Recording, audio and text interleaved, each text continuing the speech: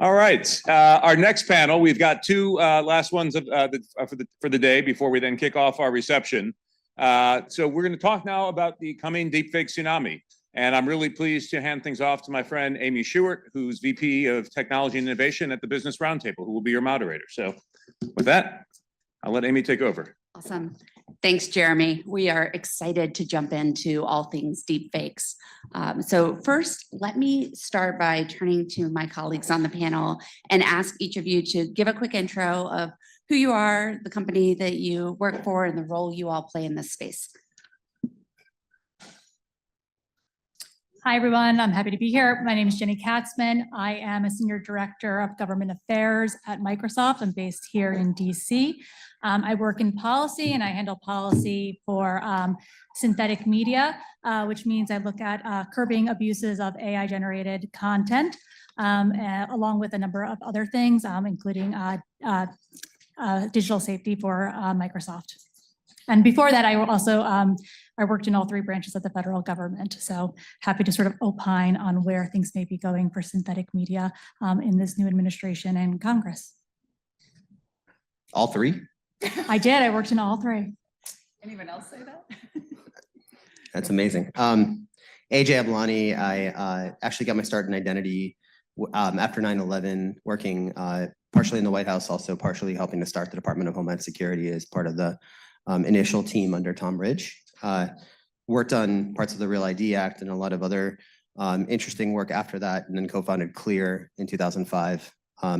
Since then, I've been kind of obsessed with the concept of identity, both from knowing who people are and also knowing whether you are who you say you are. And those are two different questions. And so it's always an interesting one in the world of AI to start thinking about who people are as much as whether or not they're the right people. Right now, I'm the president, head of the Americas of iProve, and iProve has great technology with regards to detecting deepfakes.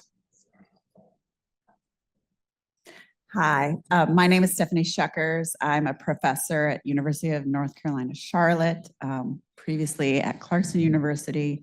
I direct a research center in biometrics identity. It's over 20 years old. It's called the Center for Identification Technology Research, or CIDR. We're a National Science Foundation Center, and we work with industry and government. And basically, we're looking at basic and applied research and development, sort of early in the cycle. The research we do is directed by what those organizations perceive are the needs. So some of the work that we've done actually since the first year of the center in 2002 is on liveness detection, which apparently might be relevant in this conversation on this panel. So I'll come back to that. I was going to say, Stephanie, hold that thought. We'll get there. So Jenny, let me start by turning it over to you. I know Microsoft released a report on synthetic content last year, talking about the scope of the challenge and some of the trends. Yeah, thank you, Amy. Yeah, we did. We released a report at the end of July on protecting the public from abuse of AI-generated content. And we did so because we play a significant role in this space, but we're a rights holder, we're a platform, and we're an AI developer.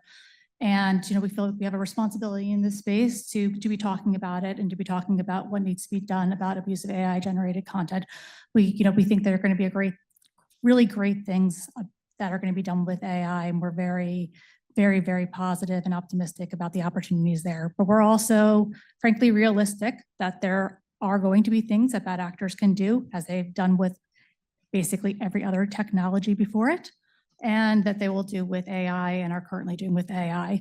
And media manipulation is really not something that's new. Media manipulation has happened since before the digital age, and it's happening with AI.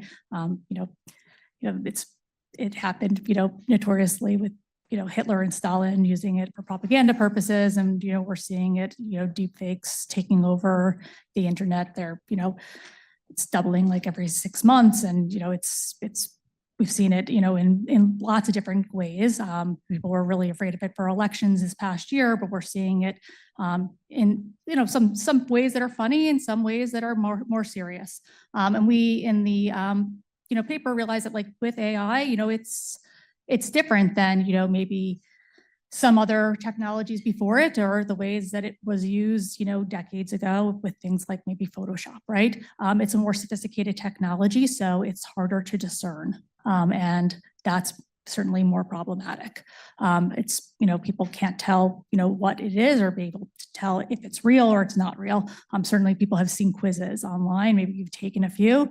Maybe you think you can, you are able to tell, then you take these quizzes and you're like, actually, I can't tell if this image is AI generated or not. And that's, that's true for, most Americans who probably end up with like, 50%. And so, in this paper, we sort of identify 4 major harms that we think that policymakers in the US need to look at. And those 4 harms are non-consensual intimate imagery, often referred to as deepfake pornography, child sexual abuse material, elections. This was 2024 when this report was released, and then financial fraud. And financial fraud has been an issue without AI. We know that. I think, maybe you've talked about this earlier today, but financial fraud is a huge issue in the US, all over the world. Imposter fraud being probably the most prevalent form, affects seniors more than any other population. And, fraud in general, like outside of imposter fraud, is just like increasingly like a huge issue here. And I think we've seen estimates, AI in this space is, while it's not certainly the most dominant form, it's expected to go up exponentially. I think they said Deloitte has said that maybe it contributed to about $12 billion in fraud last year, but expected in 2027 to go up to 40 billion. And those are really scary numbers. And so these are things that we think need to be addressed by policymakers. Great. AJ, Jenny mentioned financial fraud as one of the ways that deepfakes are being used. I know that your company, iProve, published a report last year that showed some stunning numbers on the growth of deepfake attacks targeting remote ID verification. Can you talk a little bit about what was in your report and the trends you're seeing? Sure, thank you. Yeah, the importance of the research that we're doing right now is really to educate the overall industry in terms of the threats that we are facing, because we do see a large number of threats globally. We're in Singapore on SingPass. We have a lot of the UK programs, Australian Tax Authority, here in the US through the IRS, and a number of other applications. And so some of that data we put together for an annual report. And last year's report was very interesting. The one that's coming out is going to be in about a month. So definitely follow iProve on LinkedIn and you'll be able to have first access to the new report coming out. You'll see some pretty dramatic trends. Last year's trends showed a 704% increase in deepfake attacks. That's pretty dramatic. These are tools like SwapFace, Deepface Live, SwapStream. These are all the different tools that are being utilized to be able to actually impersonate somebody else online in real time, not just actually on a photo. So it's not taking a doctored photo. It's not even taking a live person and then doing a biometric photo of them with a deepfake. It's actually live human on a video call, being able to do an impersonation that's almost impossible for somebody else to be able to detect. And so the technology continues to get better. I like to say pad detection is so 2010. That's kind of what all the standards are actually built around, is just pad detection. And for those that don't know, their standards put around presentation attacks. Presentation attacks are basically attacks where somebody is printing off a piece of paper with a deepfake or someone else's photo that they're putting in front of the camera, but it's a hard copy. It's also a mask. Let's say somebody that actually is able to impersonate someone else by using a Mission Impossible style mask. These are not the scalable threats that you see today. What you see today is a deepfake injection into the camera feed, and that's either done through man-in-the-middle attacks, it's done through video replay attacks, it's done through a lot of camera emulators and other technology out there. And so the crime as a service dark web is operational right now. It's very efficient. You can pay sophisticated attackers to attack systems for a very inexpensive price on a per successful attack type capability. And there's also a dark web capability of known accounts that are being sold that have already been passed that you then sell on the open web. And so companies like DoorDash and Uber and others who go through a lot of work trying to protect their consumers by doing a significant number of background checks up front, find those accounts for sale online after the people have passed their initial verification. So this is a growing and dramatic problem. Okay, so Stephanie, I lost count of the number of types of attacks that AJ just rattled through there. But can you just talk a little bit about the trends you're seeing in the types of attacks and what's changing from your perspective? Yeah, so I think that was a good overview. Really what I was probably going to say is related to the difference between physical attacks and digital attacks. You know, I guess to kind of extend that, you know, the digital attacks are the types of attacks that are scalable, you know, and obviously bring a lot of concern. You know, there is a dramatic rise. I would say, you know, that it's just beginning. Maybe that's, you know, where tsunami's coming in. Maybe we're not quite to tsunami yet. You know, I would say, and this is something we worried about with physical attacks, you know, we wanted to get ahead of it. And I do think it's not too late that we are getting ahead of it. And part of that is through effective solutions. So he said presentation attack detection was, so 2010, right? What we have found though is all that work that we did in terms of assessing and putting solutions in liveness detection solutions actually are going to benefit us also with deepfakes. And that's because those solutions, by extending their role beyond just the physical presentation of an artifact to incorporating, you know, recognizing when someone's mounting an injection attack. And ways to do that can be very, you know, very straightforward, like what we call challenge response. And so there's some very, you know, unique methods that many industries are using to be able to detect those attacks. And they're basically part of what I would say the family of liveness detection solutions. And so we laid the groundwork, and I think there's some work going on in terms of injection attack detection standards that, you know, follow on the early groundwork in relation to that. Great. So Stephanie, we've jumped straight into liveness, and I know Andrew gave us a little bit of a preview of FIDO's certification work, but can you talk a little more about that? And I want to turn it over to AJ because I know iProof has some experience here too. Yeah, so there, as I said, there is a standard related to presentation attack detection. There's one coming on injection attack detection. So, you know, standards are great. You know, they sort of lay the groundwork, but they don't tell you how solutions perform. So you need an independent body to look at that. FIDO has stood up an independent certification program. So FIDO acts as the certifying body, and they accredit laboratories, as Andrew described. And those laboratories then go, the FIDO also develops the specifications based on the standards.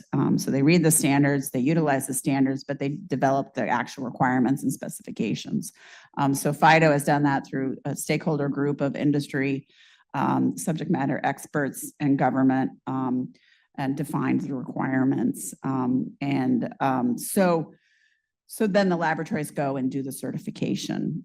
So this is the framework as it relates to injection attacks and presentation attacks. So right now there's standard biometric metrics, false reject rate, false accept rate, metrics related to presentation attacks, and requirements around injection attacks, security requirements around injection attacks. It's laid the groundwork for when the injection attack standard is released, then we will continue to refine the requirements to incorporate that ISO standard, which is not yet published. So we're tracking that. But bottom line is there's a certification program out there. So if you have a product, you should get certified. If you are looking to rely on products, then you should ask for certified products. And you can do that by putting, even if you don't require it in your RFI, you could at least suggest it, highly encourage that it's a certified product. That would help with the ecosystem. Right now, we're a little bit of a chicken and egg. It costs to get certified. And so we would like to see more people pointing to that certification. Great. So AJ, as I mentioned, iProve's one of the companies that's gone through this certification. I think you were first. But can you talk a little bit about iProve's experience, why you decided to do it, and what impact you think it's going to have on the marketplace? Sure. In general, I find that there's just a lot of mixed messages in industry about who's better than who and under what testing conditions, et cetera. We at iProve, we're extremely bullish on standards and certifications. We encourage everyone to be certified or try to be certified. We encourage new standards to come out to address the latest threats that are in the market. We spend an inordinate amount of time encouraging people and participating in those types of certification programs to get launched because it cuts through the kind of the messy vendor messages, and it gets you to an equal playing field. And if you're able to have an equal playing field and demonstrate your solution under circumstances that are similar to the kinds that you're seeing in the real world, then the better solutions rise above. And that's why we really encourage as many people as possible to get behind these types of standards, include them in their RFPs if they're asking for it, if they're a customer. And we encourage other vendors, and we actually walk other vendors through the process of actually how we got certified. We're happy to do that with anyone here. And it's critical in today's day and age where I mentioned this before, which is usernames and passwords are just so archaic. It was an afterthought to the web to really think about identity and security. But everyone is born with biometrics and the ability real time to be able to prove that you are who you say you are, whether or not that's something that's one-to-one or one-to-many. It doesn't matter. The question is it consent driven? And if you gave consent to be able to identify yourself, and you're now not having to share your social security number or your date of birth or other personal information, but you can just basically prove that you are who you say you are by sticking your face in a camera, I think that's an amazing freedom that we should offer to everybody. One of the nice things about the FIDO work is that it's industry driven. Jenny, I know that Microsoft has also been working on some other standards that have been industry driven. Can you talk a little bit about C2PA? Yeah, no, I'm happy to talk about C2PA. I don't know how many people are familiar with it, but so getting some head shakes. So yeah, so happy to dive more deeply into it. So C2PA is the Coalition for Content Provenance and Authenticity. It was started in 2021 by Microsoft, Adobe, Intel, and some other partners. It now has, I think, over 100 members on it.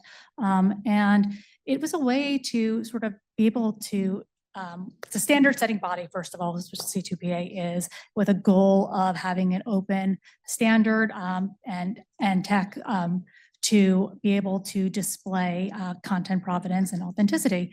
And what it has now had is a method of showing provenance and origins of information so that you can attach it to a content and have that cryptographically detailing the provenance and so you can be able to click on the information and see who created it, when it was created, and any other information that the creator wants to include. And that's really important, especially when we're thinking about things like AI generated content or any digital content for that matter, because it allows you to see if you want to trust the source of that information.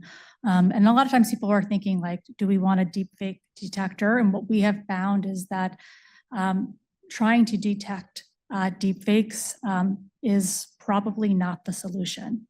And it seems like that is what everybody wants to search for. And I think that is like what most companies started as looking for, because it seems like what you would do, in this sort of space that Microsoft sits in, right? But it is for a lot of reasons, it becomes really, really difficult. if you're looking at is something AI generated, that's not as hard to sort of be able to detect. What becomes really hard to detect is when you're trying to determine if it has been modified. Because you can probably determine if it is AI generated, but when you're determining if it's been modified, that's when you sort of get those like difficult answers.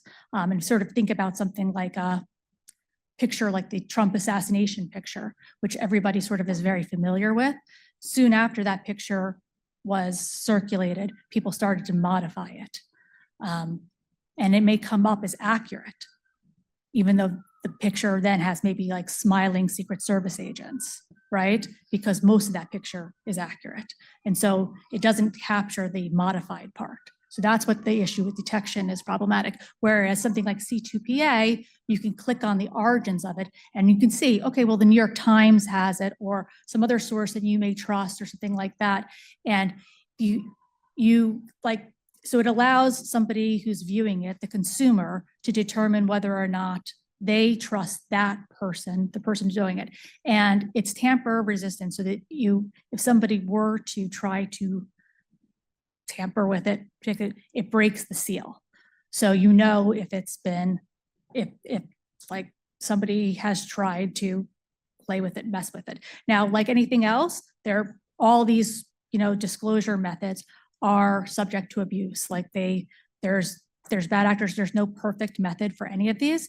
And we are, working, and a lot of these are also complementary. Sometimes, depending on what the type of content is, you might need to add, watermarking with C2PA and things like that. But there's no one perfect method for any of these. But I think that C2PA, for what it is like a very good method in being able to see where the information is coming from and to be able to trust that information and then to make your own judgment calls on it. So great. Thanks. So one question for the entire panel, recognizing this is a policy forum and we have Congressman Foster here.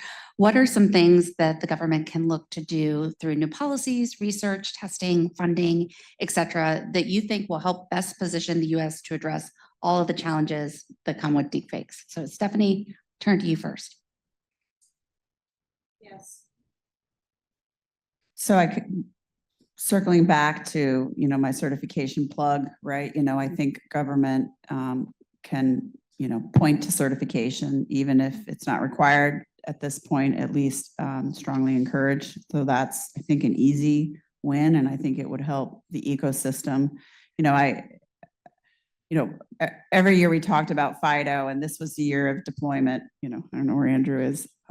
This is the year of deployment. Well, this is the year, it's so exciting and it just to see what's happening with FIDO and with the evolution to passkey. So certification, okay, it's not solving quite the same thing, but it's part and parcel to the solution, right? Because now, that you're getting adoption, there might be concerns about parts of the ecosystem. So it's sort of the second thing. It first needs to come adoption, second needs to come, the certification piece, so as we start to ask questions about how much do I trust this or that, certification plays a role, right? So I think we have to be patient, around it, but I do think, government can help stimulate because that's going to get you the best products in the marketplace, and reward those who spent the money to get the certification.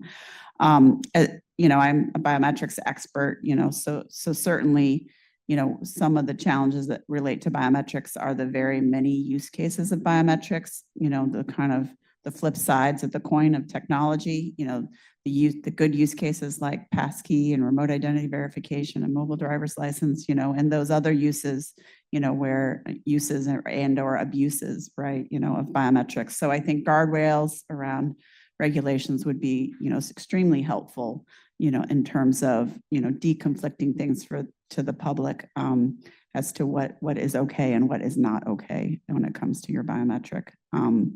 I'll pause there. I'm sure that others will cover other things. Great. I think so. Understanding the problem, I think, is really important. C2PA is not a solution to deepfakes. I just want to be very clear because you can put garbage in and then put a seal on it and make sure nobody tampers with it afterwards. But how do you know it was actually good stuff going in? That's the fundamental question. And so you have to be cognizant of both. C2PA is a fantastic organization of which we are members and we are firm believers in the ongoing content provenance. But knowing upfront that a human actually created the video and which human is an extremely important component that's not currently taken into account within C2PA. And the identity verification of the individual, making sure that it was the right person, is incredibly important. And so that's where I applaud FIDO for the work and the approach that they've taken, which is they've recognized that the FIDO passkeys are just garbage in, garbage out. If you get keys to the kingdom, but you're not really sure that you granted it to the right person, then you're just giving the wrong person keys to the kingdom. So you have to have biometric authentication up front to be able to certify and verify that the right person were actually given the keys to the system. Then you can be ongoing and protect it. Currently today, C2PA doesn't have that construct, and I think we'd love to be able to work with C2PA to be able to do that. Genuinely, I'd say a lot of people talk about the funding mechanisms, but currently NIST is underfunded. The DHS projects around deepfake detection are underfunded. These organizations don't have the funding to be able to conduct the kind of testing and come up with the certifications that are necessary. It costs money to get some group of people into a laboratory to independently verify and test off of common citizens. Even if you're given Starbucks gift cards, those Starbucks gift cards have to be greater than 20 bucks. So, these things are costly. And you need great experts and you need PhDs that are really knowledgeable to be able to come up with this testing. The question is it important enough to warrant government funding? And I'd say yes, but I'm not a voter on the Hill, like somebody else in this room. So that's where it comes down to a question of what is actually important to be able to come up with those certifications and what's important to fund. Yeah, I mean, I'm thinking about in the current political climate, what can get done. I think there is room to do things in synthetic media. I think, our white paper does lay out some good suggestions in it. I'm not quite sure that there's going to be a lot of agreement on doing things in this space, to be honest. I don't think funding is going to be, based on what I've seen just recently, I don't think there's going to be a ton. I do think, look, we have a proposal in our white paper to do an AI deepfake fraud statute, which is based on the Truth in Caller ID Act, which would provide both civil and criminal enforcement power. But I think that is they'll go to both DOJ and to the FTC and to state attorneys general. And I think that is something that I could see people getting behind. I think there's other things outside of this area in the synthetic media space that I can see there being bipartisan support for, but I don't, I think based on what we saw from the bipartisan House AI task force report from the end of last year, and what we're seeing now from the Trump administration EO, I don't see there being a huge amount of appetite for regulation. Great. All right. With that, I will open it up for questions.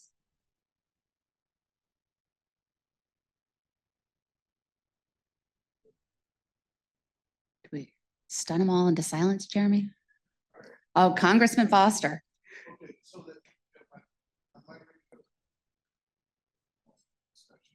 that basically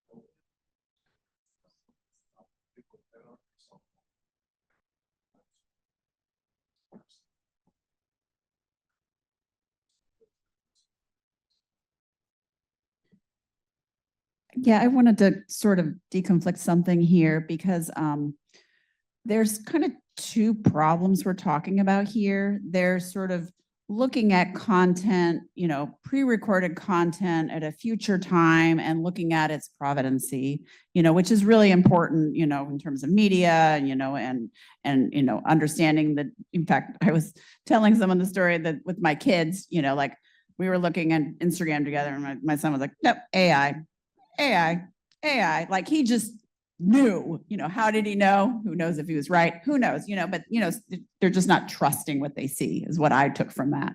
Right. And so I think I can, that is what the Content Providence Initiative, I'm sure I'm saying it wrong, is trying to solve.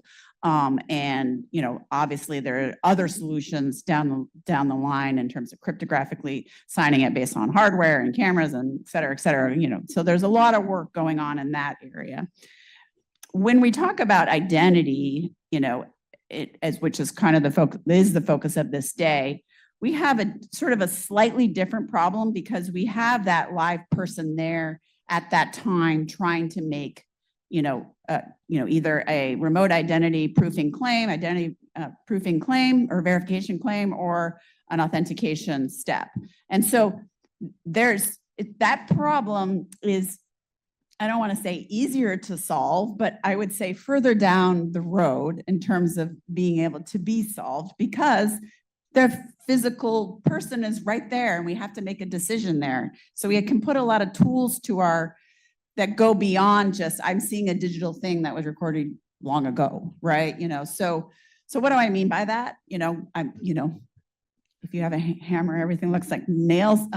Liveness, is kind of what I'm talking about here. So the solutions can kind of probe the person to see there's physically a real person there, and then grant the access or grant the identity verification. So I think that's, what's really promising, and many companies have come up with some really interesting approaches. Some of them based on whatever current hardware we have in phones that we have to kind of deal with what's there. Some of them incorporating new hardware into phones and complementing with, the existing, solutions. So then there's a lot of room for, I'm talking to companies all the time, like, we got this great idea, right? A lot of room for innovation. So back to does the biometric solve this? So the biometric piece of it, which is the uniqueness, is really important. But, as a liveness person, I've always said these need to be equally weighted, right? Because then not only can I say there was some unique information and I know it's you, but also I know I just got it from you, from your biological physical self, and I can trust that information because I know I just captured it, right? And so those two things need to go together, and I'll get off my soapbox.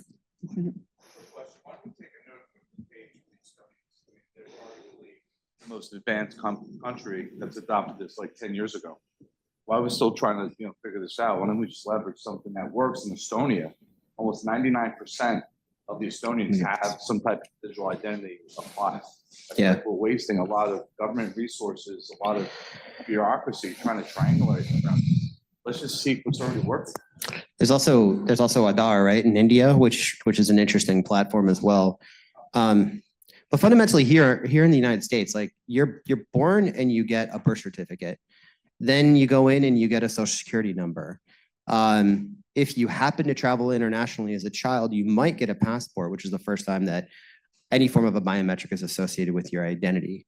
But other than that, from the majority of the population, it's really just the driver's license, right? When you go in to get a driver's license. And a lot of kids these days aren't even going in to get driver's licenses. Angelique left from Georgia, but she and I had a really nice conversation about like when Georgia actually realized, oh, they need to do state IDs. And the second that they realized they needed to do state IDs, did they actually realize that they were signing up to be an identity bureau? And now that you're an identity bureau, welcome to the real world. Like now all of a sudden, everyone's going to be using that identity to be able to verify that you are. Like even the MDL craze is not about a driver's license. Because let's be honest, like law enforcement's not going to accept that thing in a very long time. So if it's not accepted by law enforcement, it's not really a driver's license, guys. You still need to carry your physical driver's license. So what are we actually talking about here? Let's redefine what we're actually talking about here as a government issued digital ID. And if we actually did that, we know that we'd have to take a lot of great care in terms of knowing how to attach a biometric to an identity, because that is not done from the time that you're born here in the United States. And there's an estimate, a guesstimate, that the person that works at the DMV through some hopefully proper training is taking to then decide whether or not the photo that they're taking live of you at the DMV is in fact you. Off of what? Off of your birth certificate, which only has your name and where you were born. That's a huge challenge here in the US. And you know, I was shot down very quickly when I suggested the idea of a national ID post 9/11.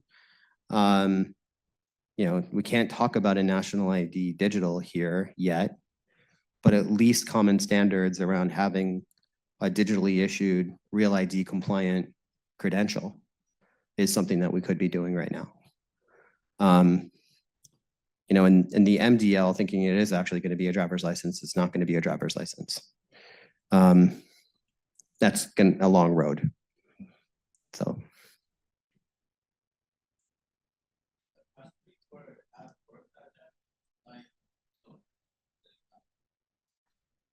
In the countries where it has worked, like Estonia, many countries in Europe, it's almost always federally, at a federal level, a mandated thing, right? Pushed down to say, this is the framework that all citizens have to comply with.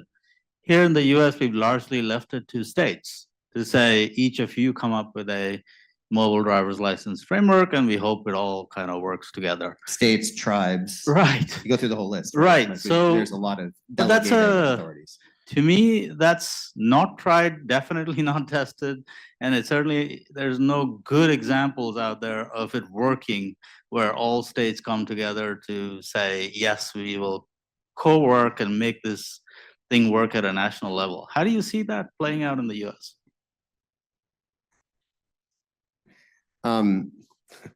Jeremy knows this. Short of a national catastrophe, I don't think it will. I think we need to actually have some kind of a massive catastrophe to then have, you know, ubiquitous conversations with everybody on the same page.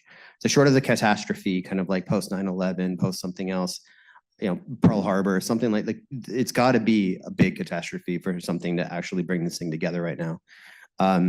I'll be honest, the vendors are having a field day in the US. The majority of most of our vendor community, 80% of our revenue is driven off of the United States. It's the largest market because it's the most broken. And it's also the largest market in general, like our GDP is fantastic. But I think in general, that's where, like for the vendor community, a thing like Estonia is not great because, you know, you fixed it. Great. How do we make money off of that? We don't. So the solutions have to come from the right governments and standards bodies to be able to really come together and solve this. But I don't see that happening without a catastrophe. Okay. Right. The tsunami. I think, Jeremy, that's our peppy note to end this panel. So thank you.